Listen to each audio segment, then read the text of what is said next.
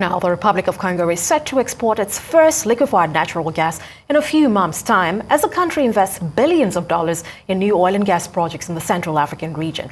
Bruno Jean-Richard Itua is Congo's Minister of Hydrocarbons, and he sat down to a brief overview of the country's energy industry with Arise business correspondent Bosun Omofaye at the just concluded African Energy Week held in South Africa. Let's take a listen. I want to know a few things around the new strategic direction that Congo is taking in terms of your energy policies and reforms. So can you bring me up to speed on that? Yes, I think Congo Brazzaville has been feeling that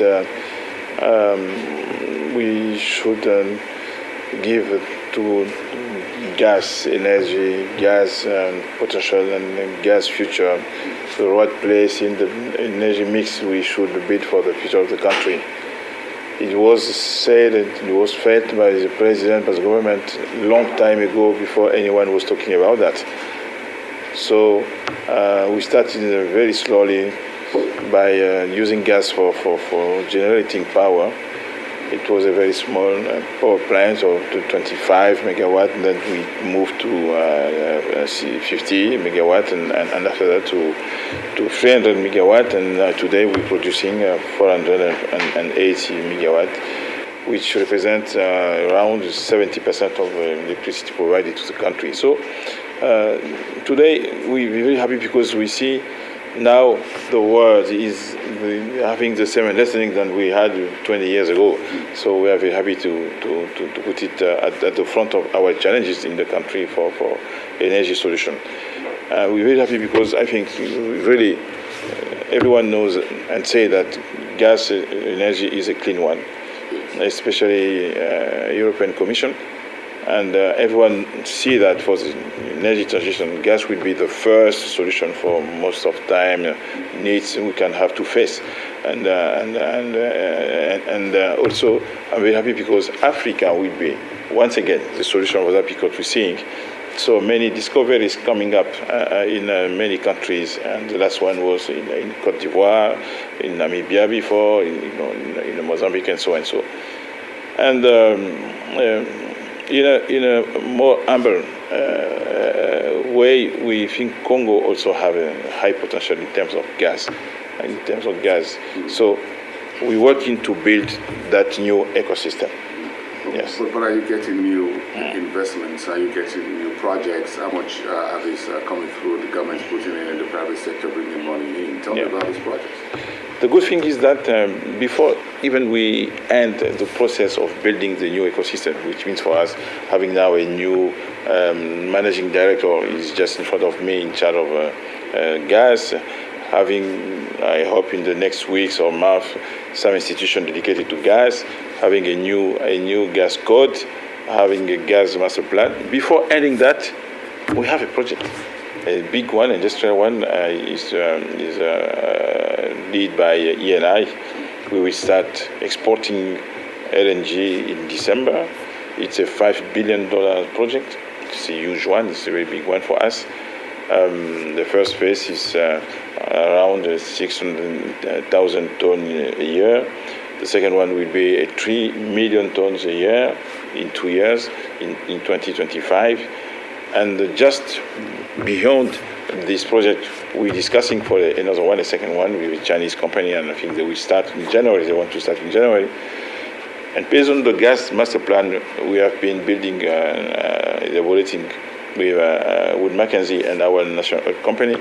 I think we have many other projects coming up in Congo Brazzaville. So I'm sure that in 2 years we will be talking in another terms. We will have maybe 3, 4, 5 gas projects in Congo Brazzaville. Congo is known for commodities, natural resources. You're also very rich in agriculture. So I'm trying to find out how you'll be able to balance all of this with the needs for the environment, that you need to be sustainable. How will you be able to balance that with the people, climate change and other issues that you need to deal with? I think what makes me very happy with gas is because it's bringing so many solutions in terms of many topics. first of all, in terms of access to electricity.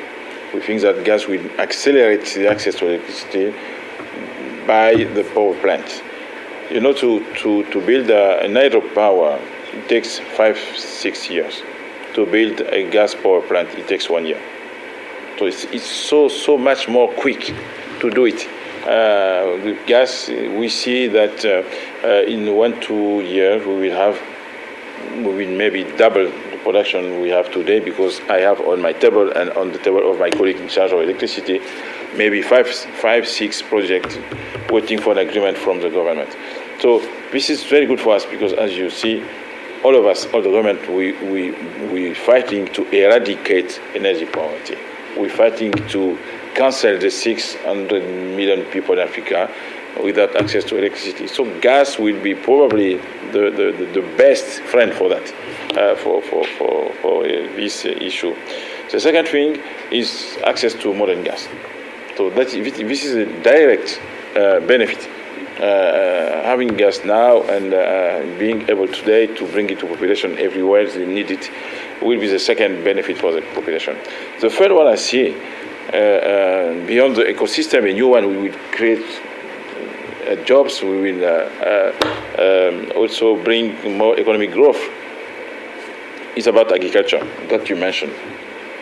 We want gas to be used, and this is a strong commitment and a strong willingness of the government to be used to provide fertilizers.